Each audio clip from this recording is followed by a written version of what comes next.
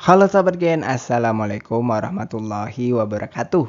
Di video kali ini kita akan membahas kunci jawaban biologi kelas 11 bab 6 pada tugas Ayo Bereksplorasi Aktivitas 6.7 pada halaman 180 di buku biologi Kurikulum Merdeka pegangan kalian. Jadi, ayo kita bahas bersama mengenai soal atau perintah yang ada di tugas kali ini, Gen. Tapi sebelum lanjut, jangan lupa untuk subscribe ya, Gen, agar Gen Sukses Media lebih semangat lagi nemenin kalian nugasnya. Jika sudah, kita lanjut.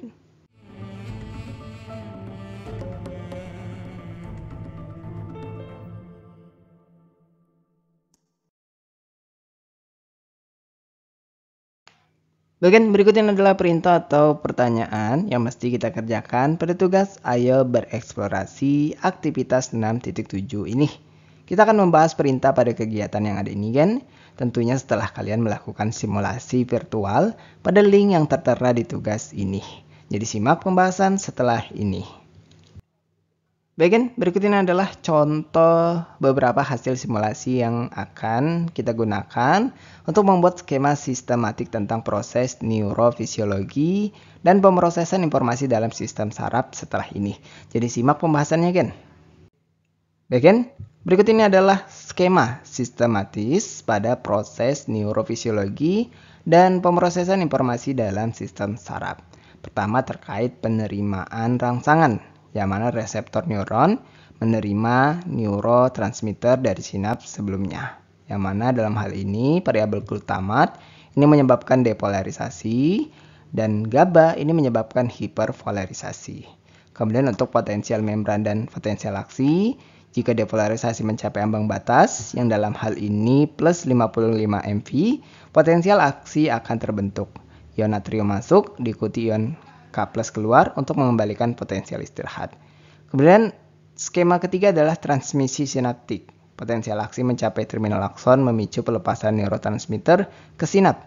Neuron postsinaptik menerima neurotransmitter dan bereaksi, yang mana jika eksitasi ini potensial aksi diteruskan, yang mana jika inhibisi ini sinyal dihentikan. Makanya ada pengaruh dari glutamat dan GABA ketika kita melakukan yang namanya simulasi virtual tadi.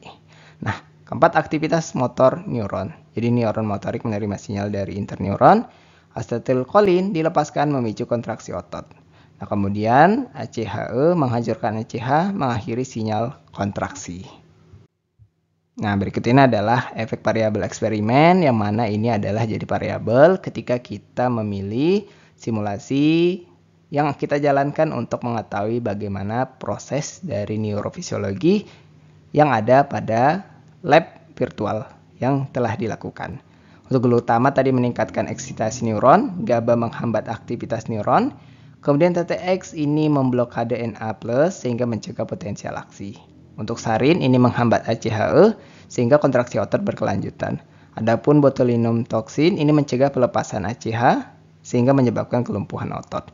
Sebagai kesimpulan, pemrosesan informasi dalam sistem saraf bergantung pada keseimbangan eksitasi, yaitu glutamat, dan inhibisi, yaitu pada variabel GABA. Nah, gangguan pada neurotransmitter atau enzim pemecahnya dapat menyebabkan disfungsi sistem saraf. Nah, Gen, itulah pembahasan sekelas kita untuk kunci jawaban biologi kelas 11 bab 6 pada sesi tugas Ayo Bereksplorasi Aktivitas 6.7 pada halaman 180 di buku pegangan biologi Kurikulum Merdeka. Terima kasih karena telah menonton video ini sampai habis, Gen.